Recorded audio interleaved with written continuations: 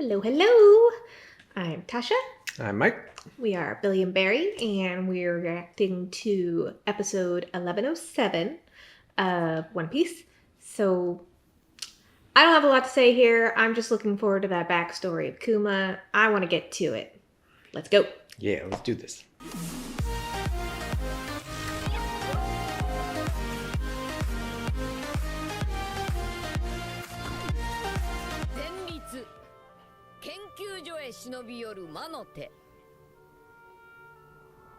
Going right into Kuma. Literal target on his back. Jeez. Who's been mean to Kuma? What if he started as a slave in Marijoy? Oh. Oh man. That would make what currently happened to him even worse. Don't escape.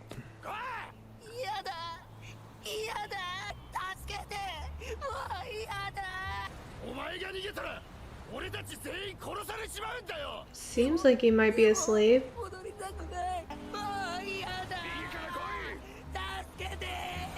I'm just waiting for someone with like a fishbowl helmet to show up in the silhouettes.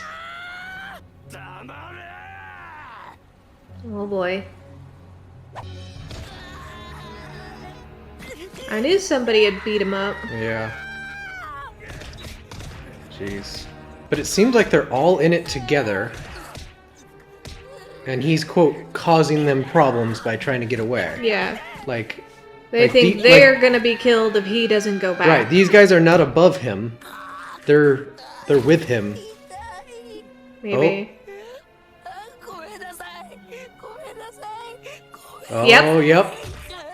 There's the hair. Ah, so he was a slave in Marijoy.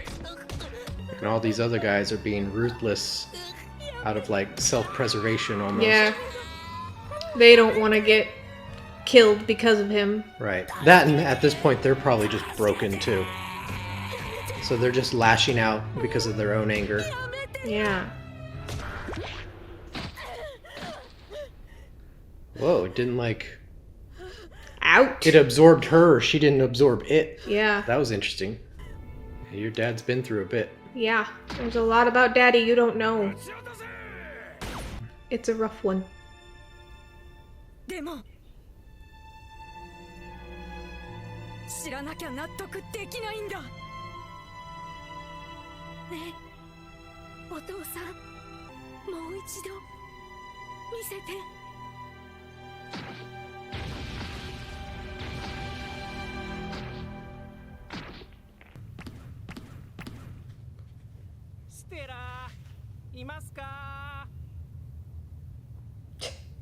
Such energy. Yes. Hello? Are you here? Time for the evil figure to come out from the shadows? Hero. And they're wearing the boots. Yeah.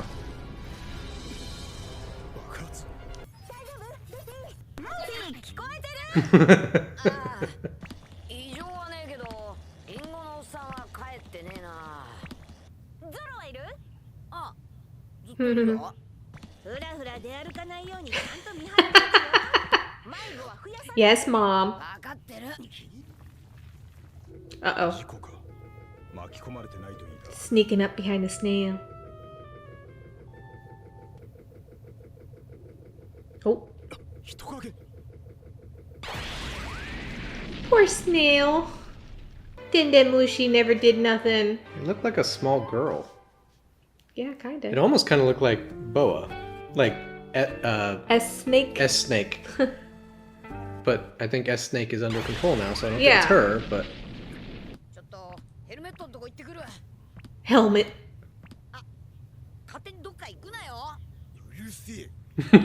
Oh, don't go anywhere. Uh-oh. Systematic murdering of Dendemushis. Ow. The carnage.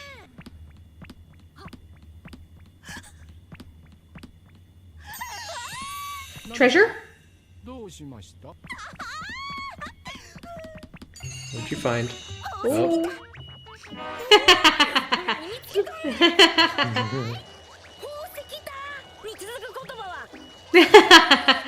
Not with Nani. Mine, mine, mine, mine.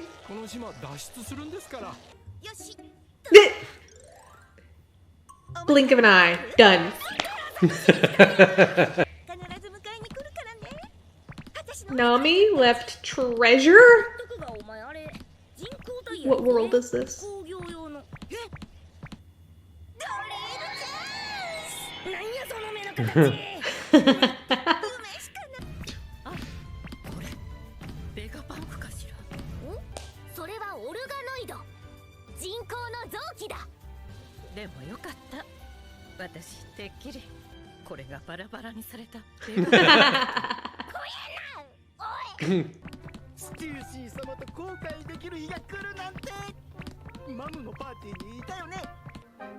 Yes, of course he would notice her. The whole world is gray to him except for beautiful women.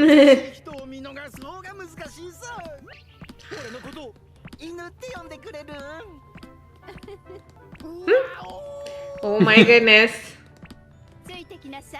God, he really turned into a dog. Wow. He's taking Simp to a whole new level. This is why he's number 4. Slowly declining to number 5. Right? You deserve what you get, Sanji. Chopper is less of a pet. It is a snake! It is a snake! What the heck is going on?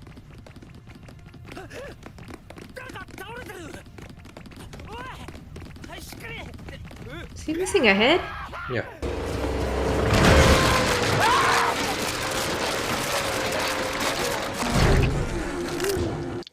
You okay? Stay with us! We know I you think lost it's a your head, little but late stay for with that. us. Oh.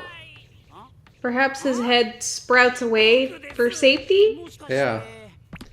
It looked like one of those little TikTok Mario bombs.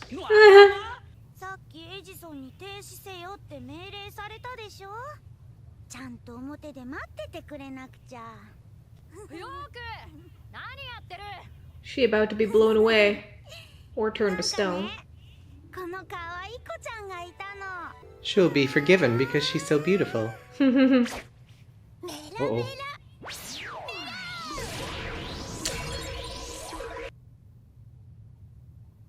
Must have something to do with the Elder somehow. Yeah. Like, maybe they overwrote the fact that Vegapunk could control them? Yeah. Took away permissions like we talked about? What if they gave her an order that overrides all orders that says, play along until the opportune time and then do this? Yeah, that would make sense. Pretend like you're following the lower's orders, Mm-hmm. but you are always following this order and this order only. Yeah. Or something. And in the event this happens, take out Vegapunk. Yeah. That would have been good pre-planning on their part. Yeah. Because you don't want that kind of weapon to be in Vegapunk's control when it could easily wipe you out, you know? Right, yeah. Okay, so it's not just S-Snake, it's all of them. Which makes me further believe your idea that the Elders have an underlying command. Yep, that overrides all others. Yes. That way, no matter what, the Seraphim do the Elders' bidding. Mm-hmm. They just gave Vegapunk the illusion of control. Kuma was a slave That's in his youth, big. which makes the fact that he became a slave again Extra later heartbreaking. extra bad. As I hear thunder happening above us. Severe thunderstorm warning again. Yep. Wouldn't be Texas without a thunderstorm in the spring every other day. Yeah. Most of the time at 3 a.m. when we're trying to sleep, but, you know, But it's inconsiderate. I'm like just that. glad that we still have our house and everything's good, so... Yep. We had an F3, almost F4 tornado. I think it was only off by a couple miles an hour wind to be classified as an F4. Sweep through a neighborhood about 5 miles north of our house. So that one was a that was a nerve-wracking little one. close for comfort.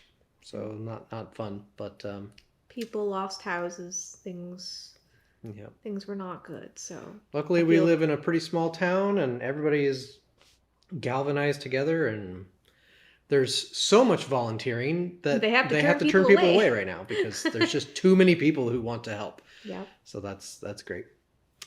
But yeah, so Kuma seems to be in like a group of slaves at Marijoy or something. Yeah. And the other ones are the ones beating him up because he keeps trying to escape, and that's going to get them into trouble too. Really makes me wonder, how did he ever escape to begin with? Like, how? I mean, I know that, Boa got away, but that was thanks to Fisher Tiger what and if the it big happened rebellion. at the same time? So yeah, maybe that's when Kuma Maybe got he's out. one of the people who escaped during the Fisher Tiger thing. Yeah.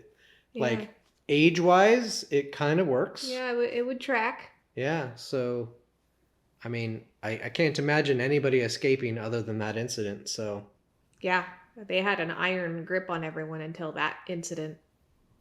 So. Yeah. Ooh. So that's interesting.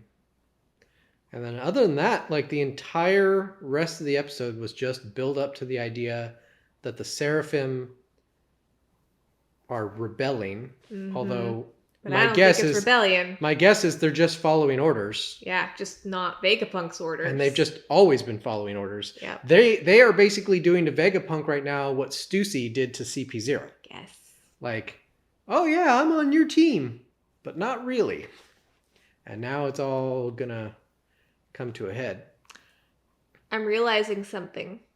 We've now learned that 2 of the 7 warlords were former slaves. Yeah. That's kind of interesting. Like, dang, how they get so much power after being slaves. I guess it's a motivational factor or something. I mean, I guess when you undergo so much trauma, yeah, you take that galvanize against it. Yeah, it's like what's that guy's name? He was in like True Blood, like the which one? The really tall like blonde guy. Bill Skarsgård. Bill Skarsgård. Wasn't he like a rail thin, like 120-pound soaking wet type dude in high school that got bullied a lot? No. You're talking about Joe Manganiello. Okay, yeah. I can't say his last name. I'm sorry. Yeah, he was like super tall, lanky, skinny, gawky, nerdy. And then he got bullied to death or whatever, right? And now he's like a superhero walking among us. Yeah. Because he was like, screw this, I'm going to get jacked and nobody's going to mess with me again. Right? So you see that story a lot, though. A lot of people get picked on in school and just 180 their whole life afterwards. So it's like that, but in a world with powers. Mm-hmm. Yeah. That's crazy. And like, Boa, I mean, I can't remember. Was the whole Empress thing a genetic, you're in line for it, like a monarchy? Or was it a merit-based, like whoever's strongest? Or was it that she was most beautiful? What was it? Probably one of the last two. I don't think her and Yon are related in any way. Okay, that's what I thought. Because for her, I think it was whoever's the most beautiful and powerful of the tribe is the Empress. In fact, I think she showed up to the island and just kind of took it over. Okay. I could be wrong, but I seem to recall there being some form of dialogue that basically says she showed up and basically usurped Yon as the Empress and was like, no, I run this place now. I think she was from Amazon Lily to begin with. Maybe. But she did usurp Grandma Yon. Yeah. She just came back and was like, no, this is my place now. Yeah. And then used her beauty as a way to say... She's Gloriosa, right? Maybe. I think. That sounds right. So, and I think Gloriosa has a connection to Rock's Pirates. But I can't remember what exactly. That I don't remember. Yeah, I can't remember. They have sprinkled in the Rocks Pirates so sporadically throughout the series. I want to know, like... They're like, I need some kind of a refresher that, like, brings all that information together and, like, puts it all plain in front of us. only up to the point that we're at now in the Yeah, I story. want like a 3 or 4 episode arc to just be like a flashback, tell us all about the Rocks Pirates, Yeah, and just everything brings that it went all on, together. Yeah. and bring us to current again, so that I can remember all the little pieces that they've been sewing into all the other stories. Because like we've got a lot of Rocks Pirates connections, and I'm just not great at holding that puzzle together. Yeah. But yeah, It's because there's so many puzzles. 2 former slaves became warlords. 1 former celestial dragon became a warlord. And then you've got Jinbei, who was on the pirate crew with Fisher Tiger, who did the slave rebellion. And I don't know about Moria's past. I don't know about Mihawk's past. I think those were like the original 7. I might not have the whole 7. But it's kind of Crocodile. Yeah, I don't think he's involved. I don't know enough about his past. Yeah.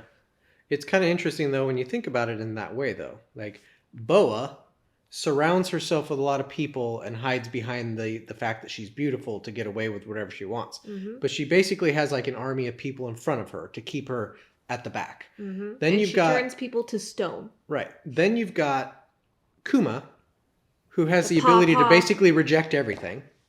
Right? So that's like his defense mechanism. Mm-hmm. And then if there's something to do with Moria that caused trauma for him, like his whole thing is building an army of shadow people so that he can stay at the back of the line. The only person that's involved that isn't like that is Dofi, but he was on the other side of it. Well, Mihawk. Well, yeah, but I'm talking about the people who were involved in Marie-Joy. Oh, okay. Like Yeah. Dofi fell from on high. His power. He was the puppet oppressor. strings. Yeah, Yeah. he wanted to continue So he's being. the puppet master still. Yeah. So that makes... So like thematically, a lot of these powers are starting to make a lot more sense.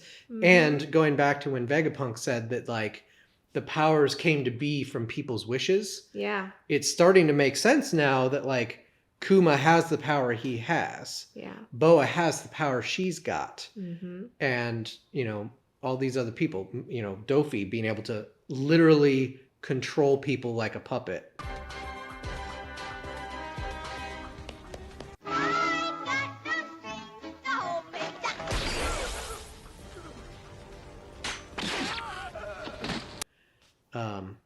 It's pretty interesting how it's all coming together. Yeah. Whereas before it just felt like, oh, this person's got random power 01. You know, hey. They got lucky. They found this devil fruit. Yeah. But it could be more that their wishes manifested a devil fruit that they wanted / needed to come into their path. It's like manifest destiny. Yeah. Which makes me wonder now, just totally random offshoot. What is Gadatsu's past? Was he always dealing with a runny nose and got bullied with it? And so he's like, I wish I could weaponize my snot. Well, he's boogers, not snot. Treble is snot. Well, yeah, but like, you know what I'm talking about though. Like, yeah, like how did you come to fight with boogers? explosive boogers. Yeah. Maybe he was just that kid in class that eats paste and boogers, and I guess it grew up with him. Because to me, it makes more sense for him. Like, if he can make parts of him explosive, why boogers? Why not just spit at people? Yeah. Either way, it's disgusting. Yeah. I don't like the gross powers. Nah, he's a weird one. But a lot of them, like if you really think about it hard, the more you learn about them, the more you're like, huh, okay. Yeah. Some of these powers make a lot of sense. Some of them seem fairly random. Like we know all about Senior Pink's past. So the fact that he can swim through the ground, yeah, that doesn't really have any major tie. But some of them, some of them may be semi-random, but some of them, for the more powerful people, may have actually come into their life due to their inner desires being more strong than anyone around them. Yeah.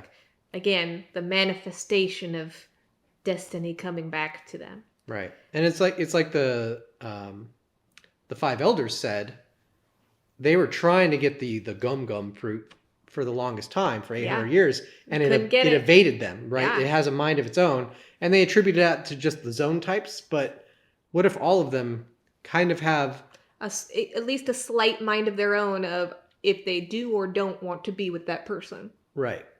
Kind of like the like Lord of the Rings, right? The ring, the One Ring, kind of manipulates people and leads them places and like has its own people. will. Yeah. So The one exception to all this idea is Blackbeard, in that he can take a devil fruit power against its will. He can just take it. Yeah, but he always wanted the darkness fruit and was on a ship that just so happened to come across it. Well, and he was hunting it. He was hunting for it.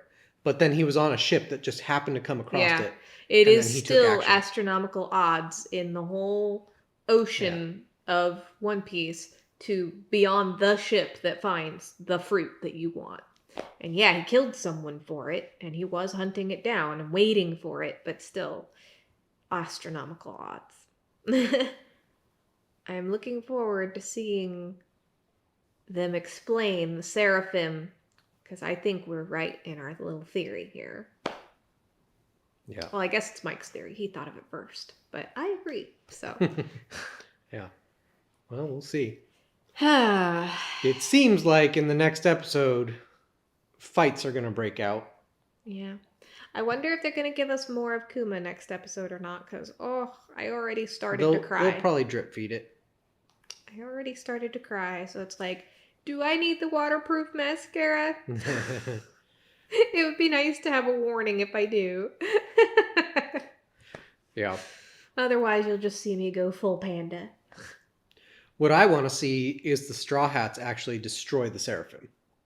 Ooh. I want to see. Probably can. I want to see them do a show of strength that shows, like, yeah, these guys are dangerous, but we can take them. I don't think they will, though, because Luffy and gang don't just murder people. Yeah. With the exception of maybe Big Mom. She went in lava. She might be dead. But are they more cyborg than people, or are they more people than cyborg? Luffy doesn't care. He would consider them people. Yeah. Well, he's already considered them people. At very least, they need to subdue them hardcore and then like Sea Prism Stone them, because that would cut out a good portion of why they're strong. I hope that Vegapunk actually knows like a secret like sleep switch or something. Not necessarily a kill switch, but something that incapacitates them. Yeah. Like takes the green blood out, so now they don't have powers. It's something along those lines. Like, what if... I'm gonna put something out into the world here. What if the Straw Hats are all fighting them, and they're struggling because they're meant to be super weapons, and then the unlikely hero in the scenario is Usopp, who can target the green blood and take it out. Ooh. And disable their powers. I would like to see Usopp have a moment to shine again. Get a cool Usopp moment. Yeah, it's been since, Dressrosa? Yeah. Since he's had a good shining moment. He needs another shining moment as sharpshooter. Yep, he does. That would be amazing. Just nice. That'd be cool. Okay. Like Brooke freezes them in place, Robin holds them back, and Usopp just... I would almost rather see him pull off the shots on the move. Yeah. Like, really be a sharpshooter. Don't have help. Don't have him held in place. Just, we've seen Yasop do some crazy shooting. Let's see Usopp do some crazy shooting. Yep, that'd be cool. Yeah. But we better stop our yakking so that we can get this video out to you guys. Yep. I am Tasha. I am Mike. I hope that you guys like this video and subscribe and do all the fun YouTubey things, because we're getting so close to that 1,000 sub mark. I mean, we still have hundreds to go. Who am I kidding? But hey, we could get there if you help us. But hey, it took a long time for Luffy to build a good crew. That's right. And we're just building our nakama. That's all. One day we will graduate from, the Going Merry to 1,000 Sunny and be able to coup to burst off into the YouTube stratosphere, hopefully. But Yeah. we're in no rush. So. And I think we've got next week's episode, and then after that, there's going to be a little delay because we're going to go to Tokyo X in Houston and get a TCG card signed by Akemi, which is the Japanese VA for Nami Swan. So we'll be a little late getting a video out because we're getting that card signed, and we are super excited. Yep. And then only a couple weeks later, we're going to a wedding of her best friend. Yep. And we'll be gone for like 2 weeks. So yeah, that one will be a little bit of a break. I'm gonna have to come back and and edit furiously, and then like 2 days later we get OPO7.